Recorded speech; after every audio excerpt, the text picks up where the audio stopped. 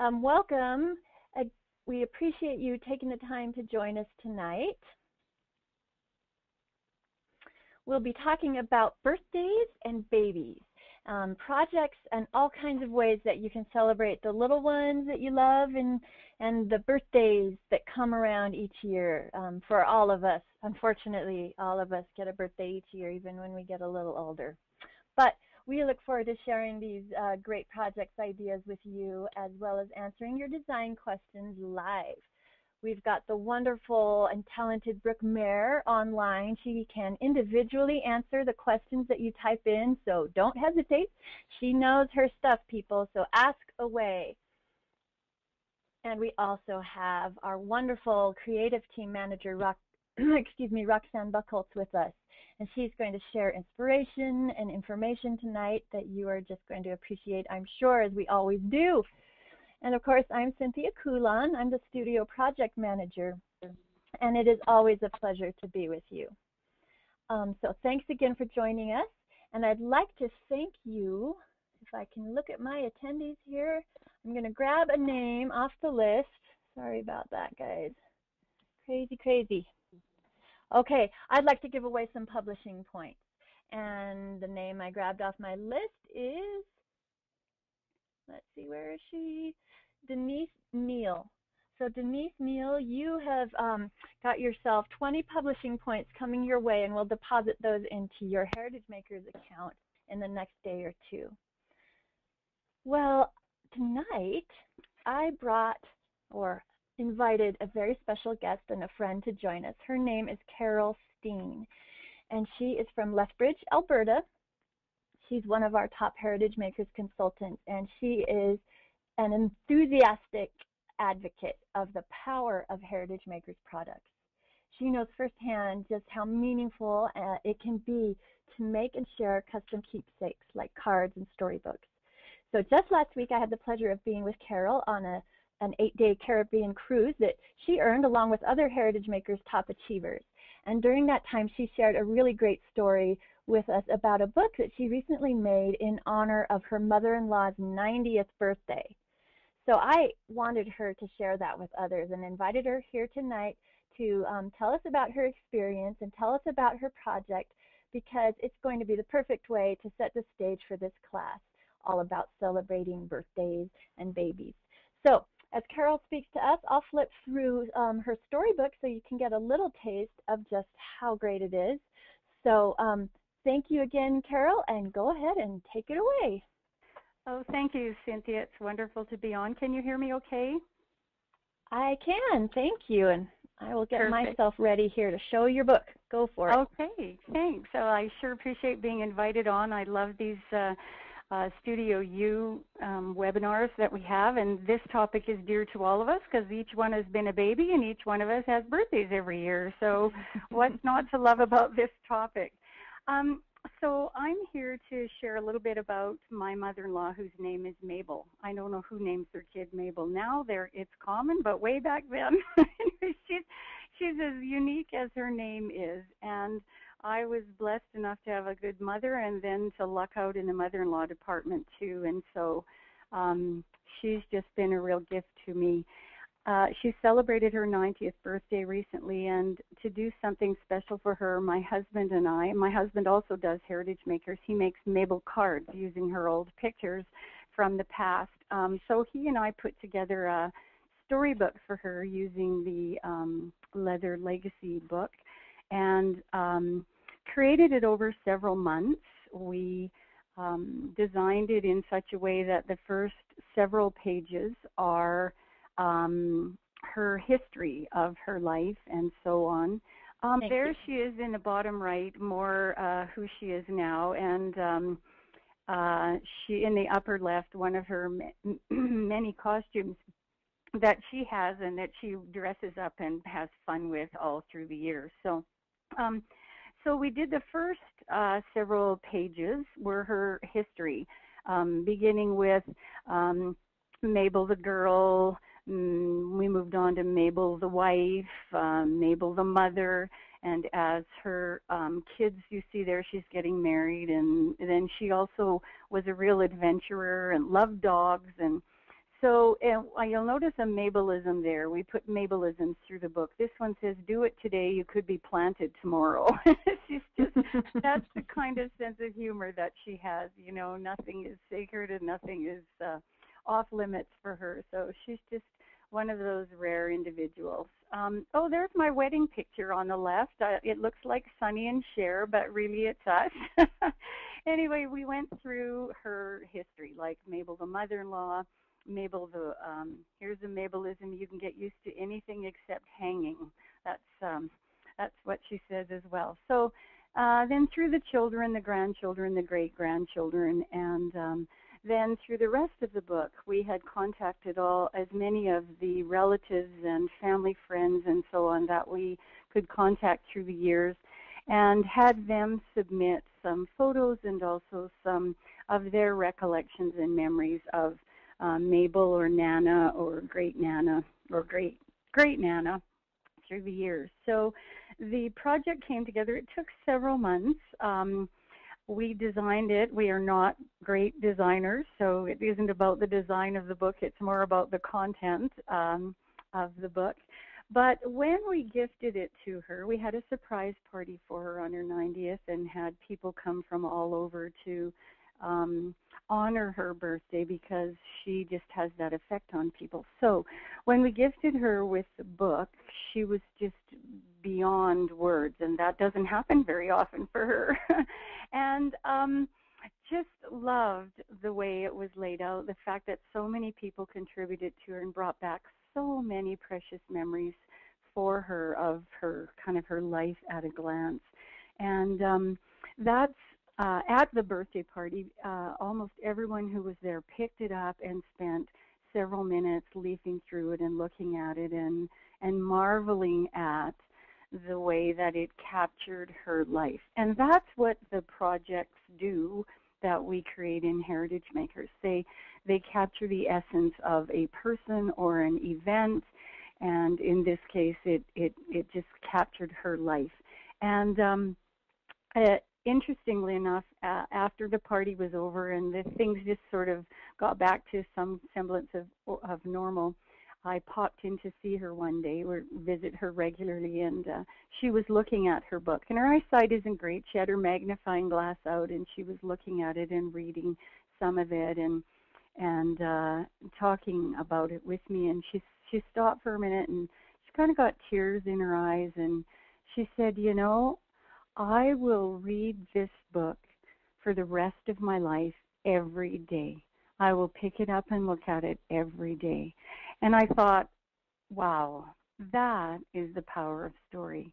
That was worth more than anything we could have gifted her with at this point in her life. And I'm just pleased to be able to share that story with you and let you know a little bit about how Heritage Makers has impacted her life in such a critical way through the power of story.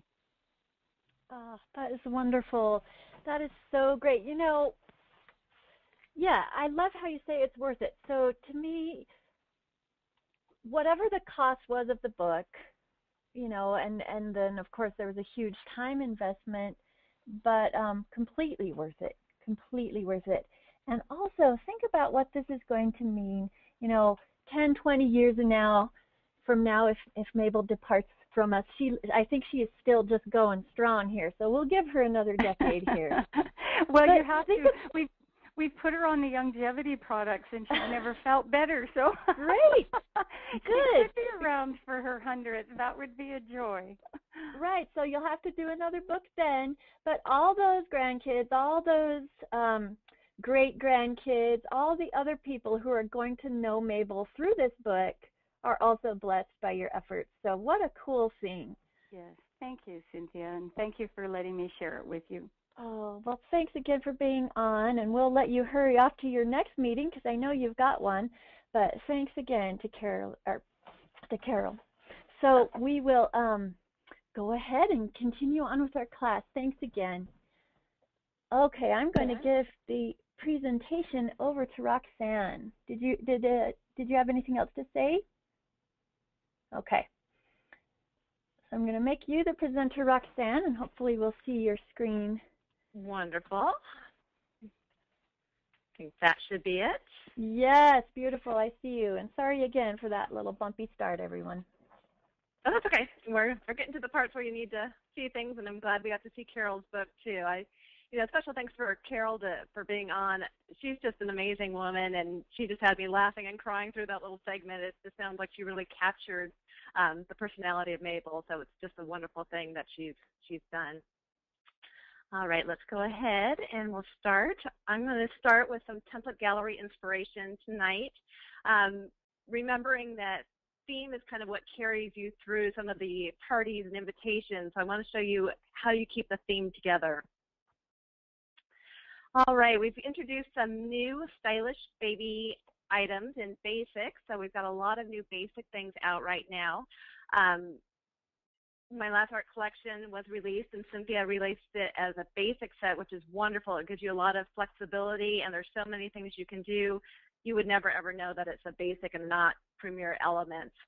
So basically, any of these designs here, since they're basic, they are easily color changed. So if you want to do a purple, you just change out the purples, and then just change this little color block, the little blanket on the crib, to purple, and you've completely changed the color theme, change the pattern of the paper, whatever you want. But remember to keep a theme going. If you start with a shower invitation, if you host a shower for someone, why don't you also give them a little, as a gift, maybe a pack of 10 or 20 thank you cards that they can also give out, or you can send as a host, you can send out the thank you cards as well. So you can carry this theme even further with, the little treat labels and all sorts of different things, welcome posters. So just keep your theme going. It just really makes a large impact when you do that. These are also in basic. The whole new baby's shower was released this month, and it's got all sorts of little baby elements and umbrellas. These would also be great. The umbrellas for a wedding shower could be used too. You just change the colors, maybe choose more sophisticated papers for a bride. But it's a great way, once again, real simple with the 4x8 photo cards and a cute little 4x6 thank you card as well. So inexpensive, but carries a theme through, and it's just a beautiful set. We also have this set that I kind of developed off of last month's class, where we talked about the mask. If you remember this one from watching the class, there was kind of this brush mask and these papers in the background too. So I kind of showed you how you could do this brush edge here with the white, and it looks like you kind of brush the center pattern in. But I love this little set. It's just real flexible and cute and easily changed colors once again, all in basic. So you can change it up. If you don't like the little stroller, you could put an umbrella. You just change out the elements. There's so many elements that we have in our art collections. It could be almost any little icon that you'd want to feature there. But the invitations are nicely set up for you already. So go ahead and use a template and just swap out the colors and the embellishments to fit what your theme is. And these here are the little our return address labels, and they actually wrap around little Hershey's nuggets, they're called. I think they used to be called treasures, but I think they're Hershey nuggets now. But you just use the address labels and wrap it around and makes a cute little party favor. And then moving on to birthdays, after they've gone through the baby stage, we also have some cute little things for birthdays this month. Once again, just a simple little element and some copy, which is easily swapped out for any little theme that you could want. If you want a whale or if you want an elephant, easily changed. Papers can easily be colorized. This is a nice 11 by 14 poster. You could put that up at the front of the party. Invitations, thank you cards, address labels. Don't forget the little cupcake toppers are so fun. I love making them, and they're always a huge hit at any party that I have. So lots of different things can be done with these. This is a great new adorable icon series from Carrie Peratt, one of our team members. And I just love these little icon sets that she's coming out with. She had several for Christmas, and I know she has them for Valentine's Day now, but she came out with this cute little way to put all these little icons together and form a number 1. Of course, you could do it yourself if you wanted to do a number 2 or 3, but it's all the fun little icons that you want. I think here on the boys there's airplanes and little cars and rocking horses, and it's a cute way to get lots of little fun icons all put together. And once again, she's carried through the theme of the party invitation, the thank you.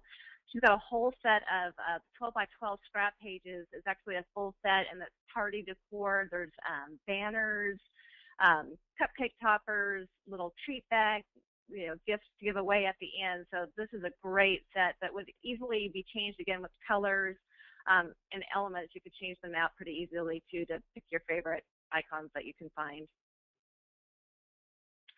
And this is a new cute little set. I know we've got several pet fans out there and dog lovers. I mean, I actually had a dog themed party for my son when he turned 2, and it was just so funny. He loved dogs at that point, so I would have loved to have heritage makers at that point. But I use this cute little pug because I've got a girlfriend who has a whole bunch of little pugs, and they're so cute. But these little balloons here, you can actually put any little animal in there. It's easily swapped out to, a dachshund or the Dalmatian, or if you're a kitty fan, it could be a kitty, or you could find, an elephant or a bumblebee or anything you want, and you could actually have it look like it was tied around the little animal here and change the theme up. But once again, instead of just sending out an invitation, use the whole scheme of everything to tie everything together. It just makes such a bigger impact when you've got the theme carried throughout from start to finish. And I wanted to show these two. These are our large address labels that we released a few months ago, and they're actually for the treats at the end you would give out for a party, and we call them doggy bag treats. So it'd be a cute little thing. You put them on a cellophane bag or even a brown paper bag with a little ribbon on top, but it'd be a cute little tag to add on there. Okay, well, that's for our inspiration tonight. So now we're going to go into today's lesson. So today, if you'll remember just a few minutes ago, I showed you a couple of new designs and templates that had some alphas. And alphas in WordArt can sometimes be tricky. I know people try to use them a lot with the Align and Distribute tools. And there's actually some tricks to alphas, so we're going to talk about that today. All right, so before you can just start putting the letters together, you have to know a few things about alphas and fonts in general. So we're going to go over the important things to understand about the anatomy and fonts so that you can use them and place them properly and effectively. So here's a set of alphas. If you'll notice, the top parts that go up above the base line here is called an ascender, and we also have descenders, the parts that hang down.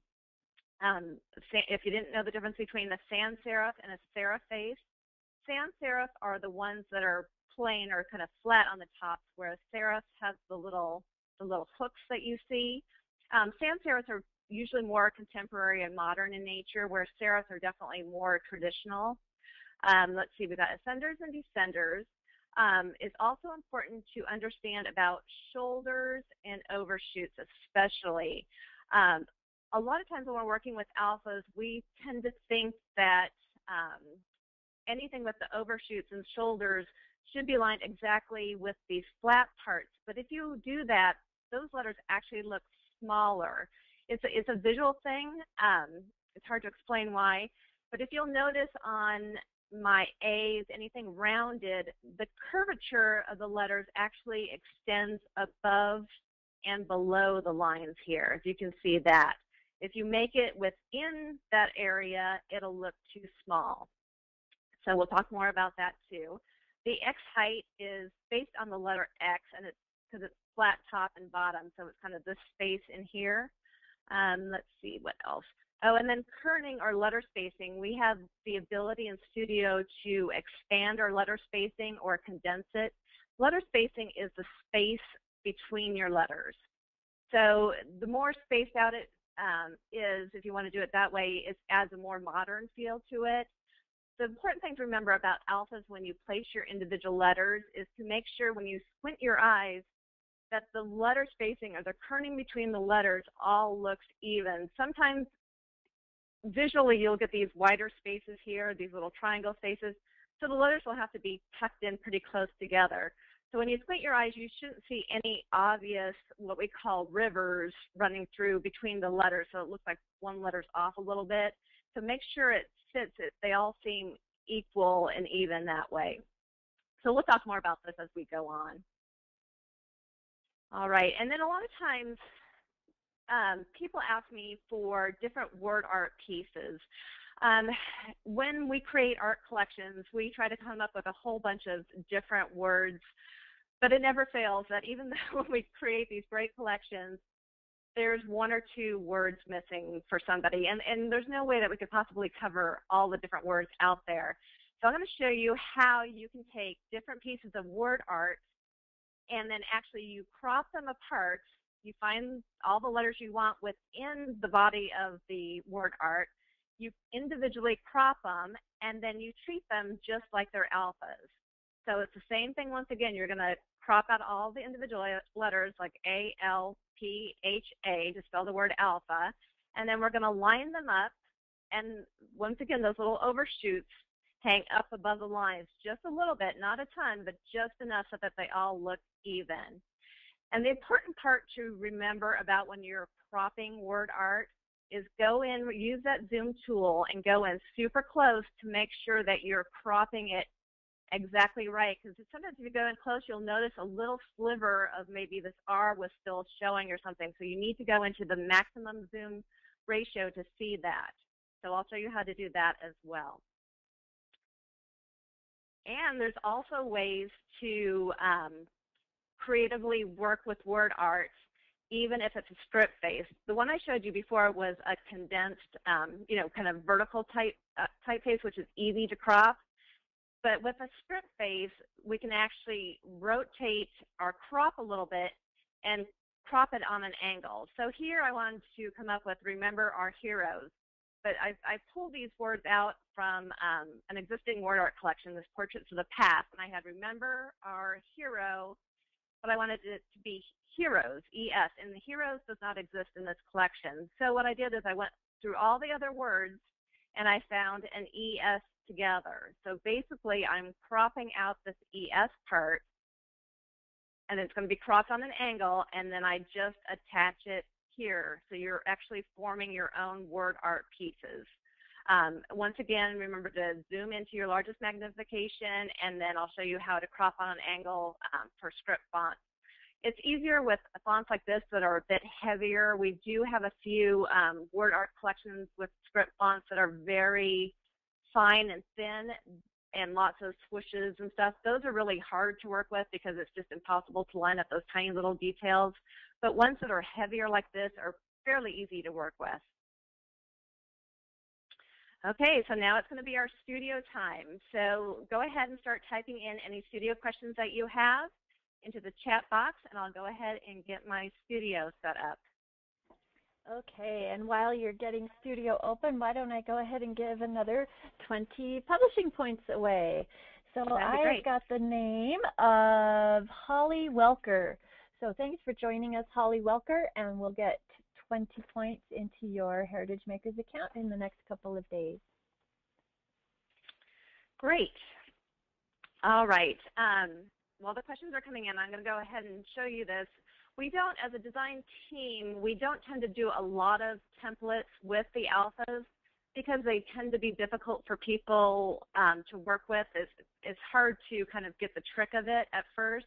It takes a little practice and it can be done, but sometimes it's just easier to use a font to type in like David here. But if you notice with these alphas, if you use the alphas, they make such an impact. I mean, what little child or even a friend wouldn't want their name in little sparkly colors and really bold and fun? So it really adds another dimension. So if you can figure out how to work with them, it'll make a big impact on your, your books and your cards and all your fun projects that you're working on. Okay, Roxanne, I'm going to interrupt right now. We've got a basic question, and I appreciate this question. So you're talking about alphas. What do you mean by alpha? Okay, great. Alphas are, if you go to your art collections, let's see if I can find one here. I'm just going to type in the letter A into the search box here. So basically you'll see alphabets is basically what they are. So our alphabets show up here. You've got your embellishments first and then your alphabets followed by your papers. So alphas are basically alphabets. you can see them. So they pull up, and they're just individual letters. So they're not a full text or anything. So you're just going to put all the different pieces together.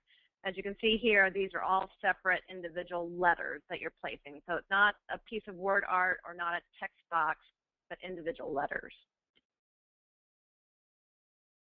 That's perfect. Okay, got it. Great. So and another key while you're looking for questions is alphas or alphabets are extremely important to use your rulers. So up here under View, go down to Rulers and then say Rulers. This is an absolute essential when trying to line up alphabets or any other thing for that matter. You've got to turn on your rulers. So here it's just really easy to see that all the baselines are lined up. You want the flat parts to be on the exact same line. This one's a little high. I'm going to unlock it, and I'm going to move it down like one with the arrow key, one little notch. So you can see my letter A's and my P's are all hanging over just a little bit. So use your guides and kind of fit it. I always kind of work a little bit bigger so I can get them to fit exactly in the lines I want. And then after I've got it exactly with the guides, I could then grab it all. I'm just clicking in the white part and then clicking, holding down, and dragging to grab all of them. And then I'm going to unlock it, grab the corner, and then I can just scale it all down together if I want that to be maybe the headline on my scrap page. And then I just move it where I want it. But I always start bigger so that I'm able to use the grid lines. So here's a question. I know that it's rare, but sometimes you'll find an alpha and you'll pull up all your letters, and some of the letters are bigger than others. Yes. What do you do when that happens? That does happen occasionally, and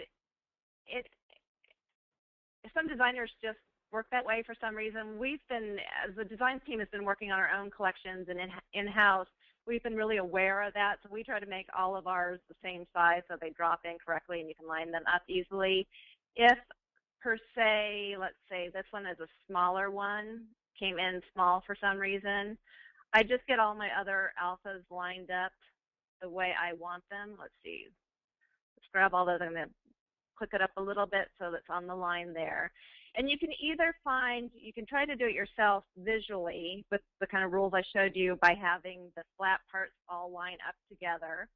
Or the other thing that works that I do sometimes is if you find something with a circle shape and the P is the right size, you can actually take the A or something with another circle, and the circles should be the same size so that you know you've got it correct. But all in all, you really should use your grids and just make it match, you know, tops here will all go together and then the bottoms will slightly hang over. So just use the grid and then size. And a lot of times if you shrink it down to and then squint your eyes, like let's turn off the rulers again, and squint your eyes, sometimes you can notice if one letter is smaller than the other, it doesn't look right, or if maybe the ascender line one's like too tall or something. You can kind of tell that they're off. All ascenders and descenders should be on the same line, keep the same baseline, and then the circle tops, the rounded part should hang up and over the top and bottoms just a little bit. Very good. That's excellent. So we're talking right now about alphas and individual letters, but we do have a question about, can you curve text? Can you make curved text in Studio? You cannot at this point make curved text in Studio. I know that's on our wish list to be done. We do have a few like kind of ribbon banners that we like to use. And you can actually, let's see, let me turn off the rulers here. If you take a line of text, let's say, let's just do a text box here. I'm just going to pull up a text box. You can actually do, you kind of can fake out the curve a little bit. You can say like Evan's birthday celebration. I'll make that a little bigger so you can see it. I'm going to my toolbox. I'm just going to bring it up in size a little bit. And since we can't curve it, what I would do is I'd actually copy this. You can go Control-C or copy, edit, copy, and then edit, paste, and then edit, paste again. So you've got 3 different text boxes, and then put your words into different individual text boxes. This is a kind of a quick and dirty way to curve your own type on simple things. I wouldn't do a lot of it, but maybe on a simple little banner or something, it would work. So I'm going to make the text boxes a little smaller. Let's see, maybe I can grab a little curved element somewhere down here. Let's look at my art collections. I'm going to search for banner and see what I can find. And maybe just this one here. So we've got a little banner here. So we're going to go ahead and we're going to send that to back so that we can see our text. So you're going to click on the element, and this one here is send to back. And then you're basically going to kind of find the center, and then you're going to take these individual pieces and you're going to grab the little handle and you're going to rotate them just a little bit so it kind of matches the angle. Pull up the celebration, and we're going to rotate that a little bit. And it's a little too big right now, so I'm going to grab those 3 pieces. I hold down the Shift key and select all 3 pieces. I'm going to bring it down in size a little bit and then kind of try it again. It just takes a little bit of playing. So I just kind of keep rotating it a little bit so that it looks fairly normal. So, you know, it'll take a little bit of playing, but you can get the general idea about how to fake curve text right now. Very good. Now, here's an interesting question as well, and I'm sure it's based on the assumption that you pull up some different letters and they aren't all exactly the same size. And so how would I decide? Say I pulled up the A in alphas. Now I pull up the L. How do I know how much taller that L or whatever should be than the A? How do I make that judgment? Let's see. Okay, let's see how I would do that. That is a good question. Let me turn on my rulers again. I have to think about how I do this for a second. So I'm going to make these all different sizes, and let's just see what happens. So you basically just have to start with one letter, and I would choose something that has an ascender or a descender, and then probably line it up. So let's go bigger here. So you're going to find something with a tall part, a round part. So here's your top line and here's your bottom line. So then all you do is you start fitting the pieces together. You want the curvature of the A to kind of be the same height over the line. So I'm just going to pull it, the A down. And so let's see, we'll make it a little bit bigger. So a lot of it's just kind of playing a little bit. So that looks about even. The bottoms look good. The flats are the same. Now the curvature, the V is going to be, it's going to start at the top where the A is. You pull it down so the point is all on the bottom line. So you just start fiddling a little bit and just making sure everything lines up on a grid. Basically, don't ever try to work really small because you really need to be able to see how they work on the grid lines. So this one's too small still, so we got to pull it up. See, they're lining up on the top, they're lining up on the bottom, and then the same thing with that. So you just start with one letter that's got a height, a tall one, and then a flat base one, and then go from there. Okay, yeah, that makes sense. So show us one more time. How did you pull up those rulers? How did you get those grids to show up? Yes, you have to know how to do this. So up under View, if you scroll down a little bit, Rulers. So and just say Show Rulers, or you can do Control-R, the shortcut. So the faster you learn shortcuts, the faster you can work in Studio. So learn shortcuts. It'll always say the shortcut here. So Control-R. You can change your grids to black if you want, whatever color you'd like to work in. I just always prefer to use the red. But if you're working on a dark background, a white grid might be nice. So, and then just Control-R off, Control-R on. So, and if you're working with a Mac, it's Command R to do it. So Mac uses Command and PC uses Control. Wonderful. Okay. I don't think there are any more questions yet. Okay, so I'm going to go on. I'm going to show you how we talked about taking different word art and cropping the letters while more questions come in. So basically, these. Okay, go ahead. Oh, sorry, Roxanne. I was just going to say, so if we had some people wanting to know what alphas meant when you were talking about them, they might want to have defined when you say word art. What does word art mean? Sure. Let's go back to our art collections. And word art, whatever you type in searching for something, we'll have the collections will show at top, then our embellishments, alphas if there's alphas included in there, paper, and then word art. So word art is something that has a word on it, basically. Anything that has like a little banner here that has some text on it. Let's see what else there is. So all these just have different little things. These are all word art with the banner. I've got banner in my keyword search.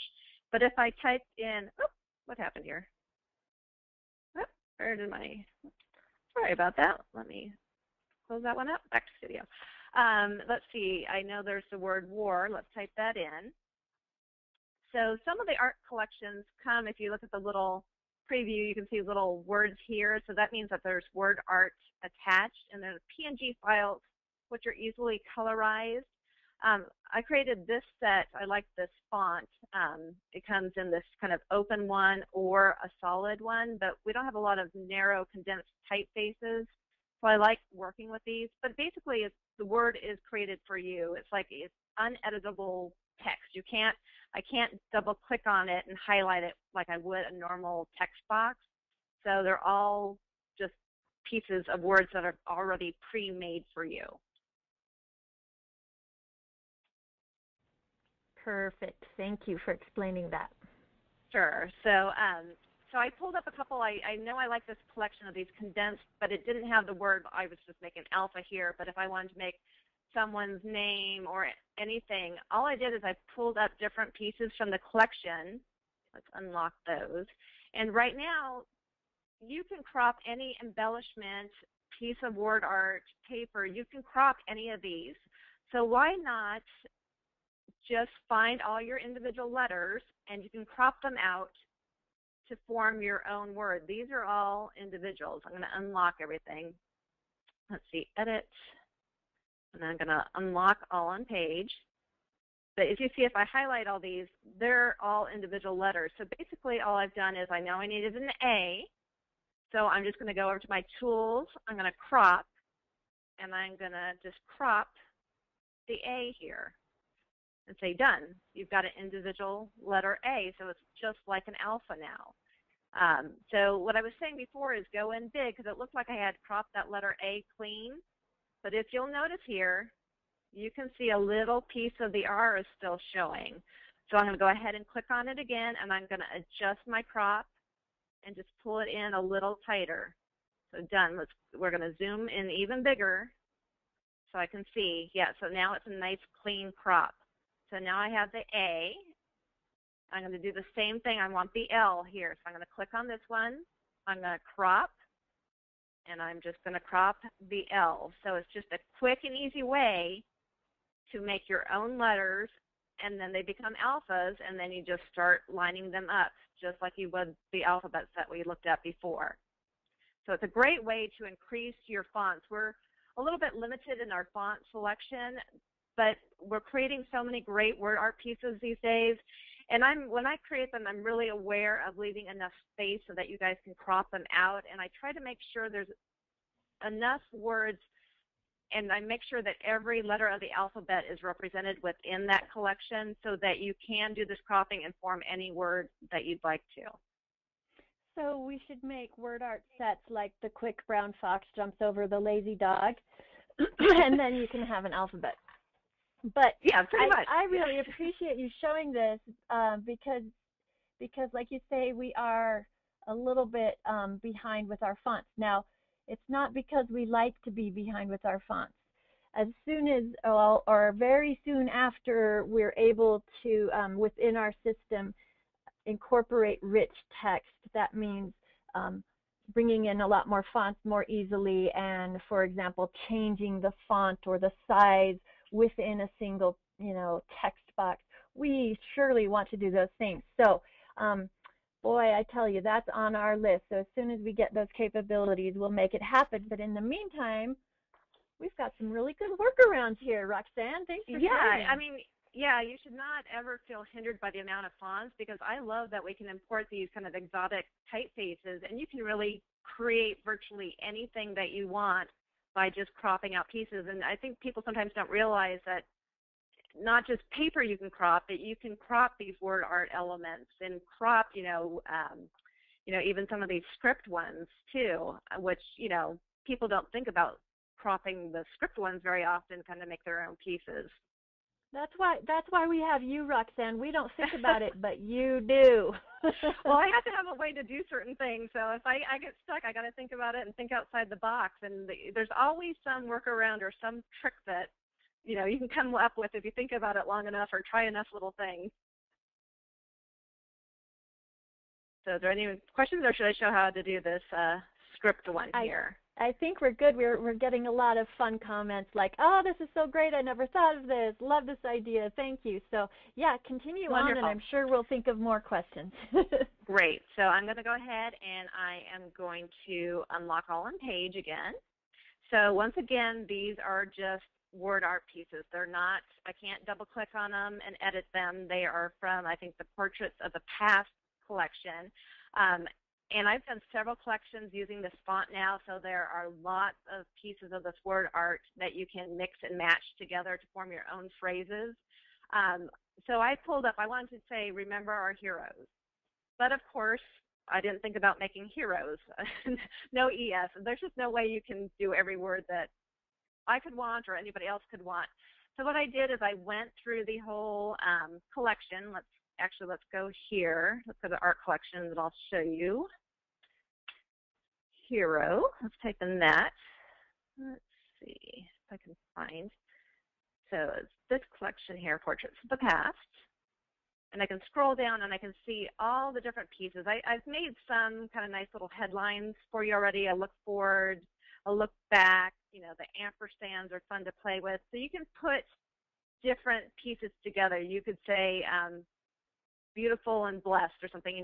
Put your pieces together to form your own things. But sometimes, I might have made the word brother, but I forgot to make the word brothers with an S on it.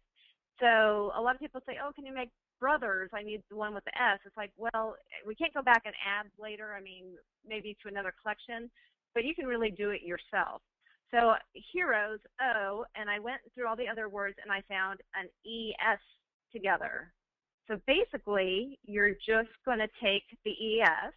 If you'll see here, I actually, to make it really nice and neat, I actually cropped the E and the S separately, but I think you could do them as one individual piece. So I'm going to go ahead and crop this happiness here to get the ES. So we're going to crop. And before in the condensed letters, it was really easy to do it straight up and down. Let me go bigger. You'll notice that on scripts, since they're more italic looking, they're hard to crop because they're on an angle sometimes. So we go ahead and crop. And to get it just right, sometimes like here it's getting tight on this letter here on the S. So what you do to make it really nice and neat is you take the rotate handle, and I'm just going to rotate it so it's almost on the same angle as the font itself. And then you just say done. And I can go in, you can see real close, there's this little piece hanging here. You can see that left over from the other S. So you're going to need to adjust your crop a little bit, pull it in a bit. So it's just a lot of fiddling. Just don't ever work on these super tiny. Go to your maximum viewing size so that you can really see that you've got your crop clean. And then we can go down. Let's take it down with us. Let's go back up. Get it? I'm just going to drag it down with me. And then, let's see, I'm going to take these two off. And then basically you kind of work it to fit it together. So if you'll see, that's a little small. So another trick I use is, see the E here, I have this E in Heroes. I kind of just sometimes line them up together, and I can see the E on top. Let me change the color, that might help too. Just to something so we can see it better. You can see the E is smaller, so I'm just going to drag that a little bigger. I just want my E's to be the same size, and then I know it fits together right. So just a little bit bigger. And then we're just going to slide that over into place. And you'll notice, see the E's hanging down here, so I need to do another adjustment on my crop. And I'm just going to pull it over real tight and say done. Oh, a little bit hanging still. So it's just a little bit, it's just fiddling and playing, adjusting a little bit here and there. A little bit tighter, done. We'll change that back to black. Effects, color, we're going to go black. And then you've got Heroes made. So it's just a great way to make those extra little words that we're missing or that you want. A lot of times we have names, family members' names that are one of a kind. We don't really make names in word art. So it's a great way to make your own pieces. Okay, that was super cool. So I think we're hanging on with you here. So, okay, Roxanne is someone's hero. Well, she's also my hero. So just so you know, Thank you. That is fantastic. Okay, so we are ready with bated breath to see what happens next. Okay, well, great. I wanted to show you a couple of designs here. Let me turn off the rulers. I'm doing Control R again. I wanted to show you these designs of creative uses of word art. So we have, this is a metal print here by Carrie Peratt. And then we have a this is a flip book by Cynthia Coulon. And then a card here that I had designed. And you might say, where did Cynthia come up with Love You to the Moon and Back? I love this word art. Well, this word art in an individual, in a group, does not exist. But there's ways that you can put fun, different pieces of word art together, and it's just kind of fun, playful look. And Carrie's done the same thing, too. I'll click on this. This is actually, Cynthia created this piece of word art, Love You to the Moon and Back. I'm going to copy it and paste it so you can see it. It's actually a chalkboard pattern, and it's all white. So how did Carrie get love in pink and moon in yellow? Like, how did she do that? Because we can't individualize, we can't colorize pieces within the word art. So let me show you how Carrie did that real quick. So what Carrie has done is she's taken the base, actually I'm going to move these off, unlock them and move them. So she got her word art all in place. It's one piece. She has gone to Edit, Copy, Edit, and then you're going to go Paste Special, Paste in Place, which does an exact image on top of the other one. You don't want to just paste because that pastes it somewhere else. But if you go to Edit, Paste Special, Paste in Place, it puts it right on top. So all she's done now is she's gone to her tools to crop. So she's cropped out the word love. So just like this. So let's see, done. And then she's just chosen a nice fill color of pink to put over the top.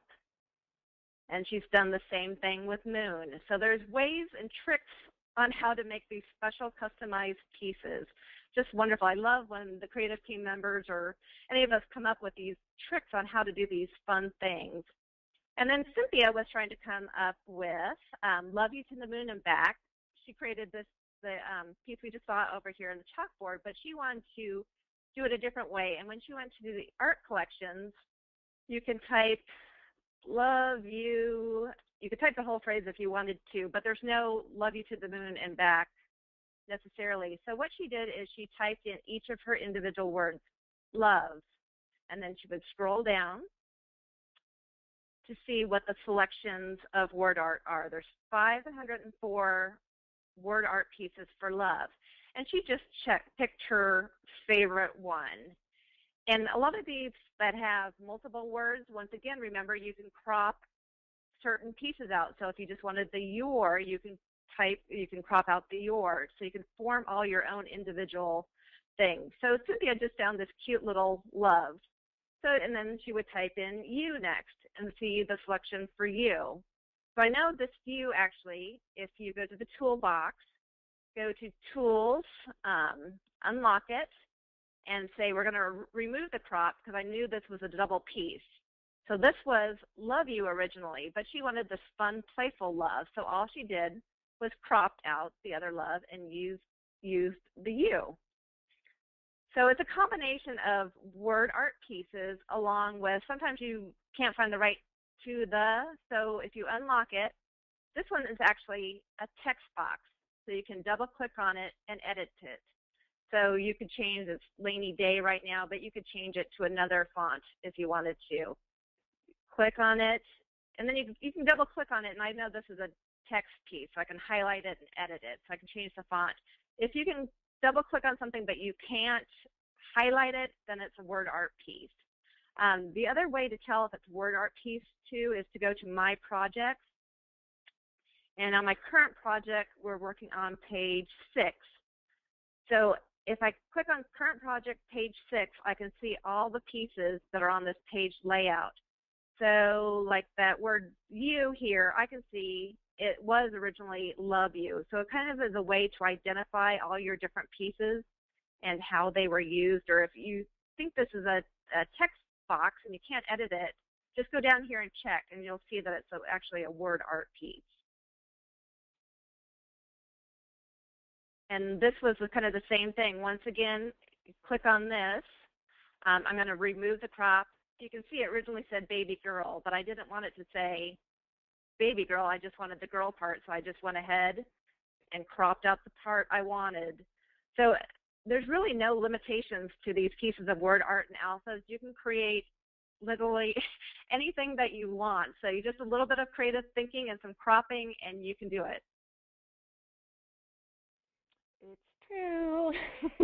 That was awesome. Loved it. That I think we are giving some fun ideas that people are going to use. Great.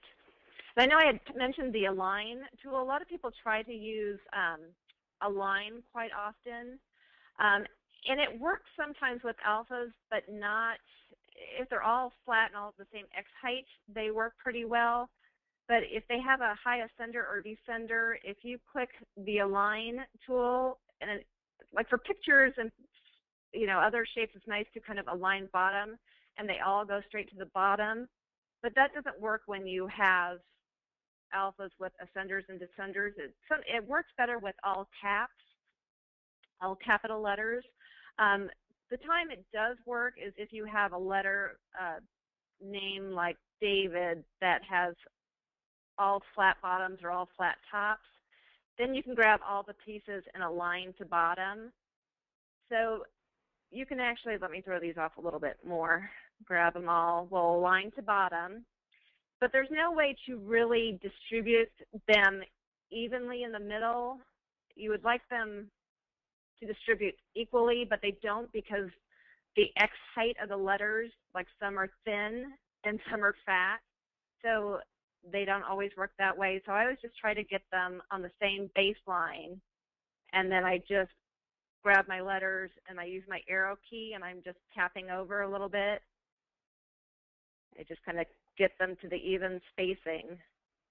So I'm just clicking with the arrow tool just to kind of bring them closer. You can either click with the arrow tool or you can go over here to your toolbox and use layout, and that's the X position that goes across the X axis. So I want to pull it in closer so I can hold down the arrow key to bring them over faster. So I'm scrolling, making it go down. So then you kind of squint your eyes and make sure there's no, like, those rivers between the letters that I was talking about. So you just make sure a nice consistent flow between the letters, and that looks pretty good right there. That is really cool. Time is running out so fast, as it always does, but I wanted you to clarify something. Someone was astute and noticed that when you changed on the chalk color text or word art, you change the color, it's pink, but it's still retains the look of chalkiness, whereas if you were to fill or change the colors of the word or those alphabets or some other word art, it would suddenly become solid and it wouldn't retain its texture. Why is that? Because this word art is actually created with the texture in it. It's a PNG format, which we talked about last time as well. So it's actually made with these little, the textures in it, the little, let's go bigger, see if I can go bigger. It's see-through, so you're seeing the elements of the chalkboard show through, so they're transparent in areas. It's keeping this texture with it. It's not a solid piece to begin with. Whereas words like, where's another word art piece here? This love here, if I added a fill color on that to the pink, it becomes solid because it's not created with a texture to it that you can see through. So these chalk pieces are great because they do retain that character to them. Is that how you would explain it, Cynthia? Yeah, that is how I explain it. And you know, we could have a full class, and I think we have had full classes on using color fills. But it's just so fascinating, the variety of looks that you can get. And depending on, of course, the art, we get different looks too. But that was cool. So unfortunately, we ran out of time for questions. We need to have Roxanne wrap up this class. She always leaves us wanting for more, which is okay, because then we know you'll join us next month. But I did want to say, we have gotten a few requests throughout this class about holding a beginning class. So a totally beginner studio class. And I know that's something that Roxanne would love to do for you. So since we're getting that kind of interest, let's absolutely do that, and we'll also do it in a way that we can open it up and keep track of your questions. So we're walking you through and getting your questions answered. So you watch for that. Keep an eye on the page. It's online. Is it tutorials and classes page on the website? And we will keep that updated and let you know. So watch for that. We'll do that. Great, and I do know we move really, really fast on these classes because we do have some beginners and some more advanced. What I would recommend too is if you're a beginner or even if you're more advanced too, is you go back, we'll post the recording later.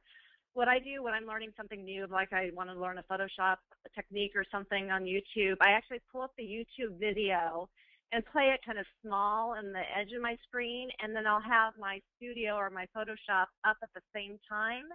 I watch the video and I try to reenact like what I was just doing at the same time. And if you get stuck, go ahead and pause the video, try it, and then replay it if you need to replay it. It's better when you're in there actually practicing the techniques that I'm showing you instead of, it's watching, but if you're actually doing it, it kind of sticks better and it makes more sense when you're doing it right along with me. So that's a good tip that I have for going back and watching later. Yeah, that's a really great tip.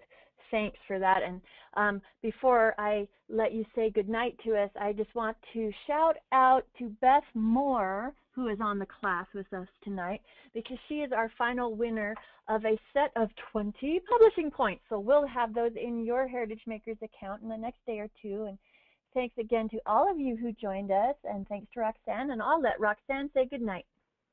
Well, thanks, everyone, and thanks to our special guest, Carol, for being on. We appreciate her and her input. We have our next class schedule, which is all about wedding bliss, and it's going to be Thursday, March 13th. Remember, the class is always the second Thursday night of the month, so go ahead and mark those on your calendars. So I'm going to show you a lot about wedding things and wedding canvases, which are really popular, and we're going to be talking about scaling and sizing and how to make those great canvases. So I hope you'll join me then. All right. Well, thanks again, and good night, everyone. Good night.